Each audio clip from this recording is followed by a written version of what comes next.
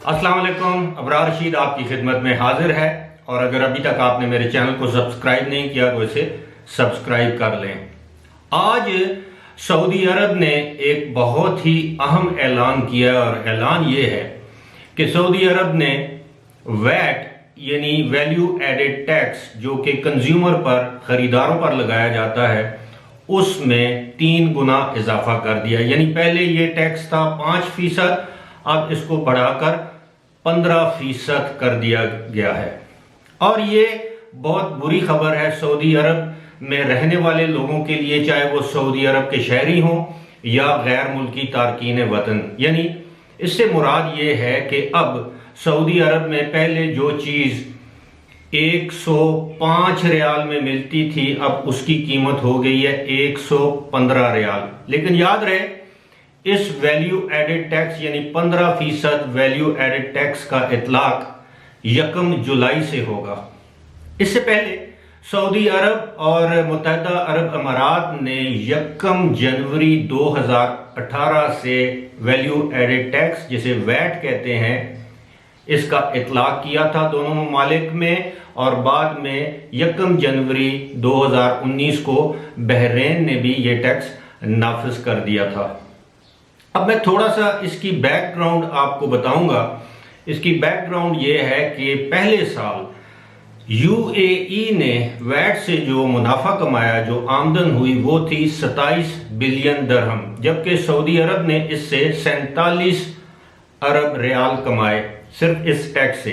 और ये टैक्स लगाने की वजह ये थी कि दोनों मुल्कों की इकॉनमी जो कि इससे पहले तेल और दीगर चीज़ों पर डिपेंडेंट थी, दोनों मुल्कों ने ये सोचा कि क्यों ना अब अपने कंज्यूमर पर, अपने खरीदारों पर, खरीदने वालों पर टैक्स लगाया जाए ताकि ये डायरेक्ट टैक्स से उनकी आमदन बढ़े और उनकी माशी सूरत हाल में बेहतरी आए। लेकिन गुज़श्ता चंद दिनों से, हफ्तों से जिस तरह आलमी मंडी में तेल की कीमतें कम हुई, उसी हिसाब से सऊदी अरब की इकॉनमी को दिन ब दिन मुश्किल से मुश्किल तरीन सूरत हाल का सामना करना पड़ा।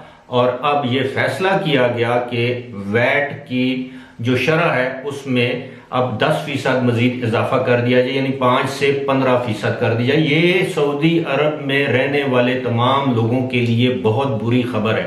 इससे महंगाई का एक तूफान आएगा सऊदी अरब में। अब कुछ लोगों का ये ख्याल है कि सऊदी अरब ने यह फैसला एकतरफा तौर पर किया है, जबकि इसको मशवरा करना चाहिए था अपने जो दीगर खलीजी ममालिक हैं जो कि गल्फ कोऑपरेशन काउंसिल के मेंबर भी हैं, उनसे मशवरा करने के बाद ये फैसला करना चाहिए था। लेकिन सऊदी अरब के पास इसके अलावा कोई ऑप्शन ही नहीं थी, क्योंकि सऊदी अरब बड़ी हद तक तेल की फरोख्त पर डिपेंड करता था, उसका इन्हिसार ही तेल की आमदन पर था। लेकिन दूसरी जानब हम देखें तो यूएई में ऐसा नहीं है।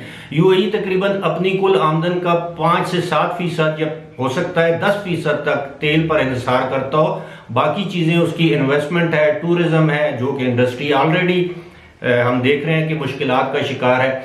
और इस वक्त जब मैं आपसे मुखातिब हूँ तो यूएई में काबीना का एक गैर मामूली 3 रोज़ा इजलास जारी है। हो सकता है इसमें वैट के हवाले से भी कोई फैसले किए जाएं, लेकिन यूएई के जो माशी तज्जियाकार हैं उनका ये कहना है कि फिलहाल यूएई ऐसे किसी भी कदम से इज्तनाब करेगा, क्योंकि इससे जो कंज्यूमर है उसका जो एतमाद है उसको ठेस पहुंचेगी। अवाम जो पहले ही मुश्किलात का शिकार है, मजीद महंगाई बढ़ने से उनकी मुश्किलात में भी इजाफा हो जाएगा। और फिलहाल शायद इस फैसले को मुअख्खर किया जाए, यानी यूएई की जानिब से इस फैसले को लागू ना किया जाए। लेकिन इसके साथ साथ अब दोनों ममालिक के दरमियान जो तजारत होगी उसमें भी बहुत से नशेब व फराज आएंगे। अब जाहिर है एक चीज़ सऊदी अरब में महंगी होगी, वही चीज़ यूएई में सस्ती दस्तयाब होगी, बहरीन में सस्ती दस्तयाब होगी, और ये हमसाया ममालिक हैं। एक आम चीज़ वो ये है कि सोने की जो कीमत है सऊदी अरब में, अब वो 21 या 22 कैरेट का जो सोना है उसकी कीमत भी अब 15% उसमें इजाफा हो जाएगा, जबकि वही सोना अब यूएई में या बहरीन में सस्ता मिलेगा। तो जाहिर है जो सोने के खरीदार हैं वो तरजीह देंगे कि वो ये सोना सऊदी अरब के बजाय दीगर ममालिक से खरीदें।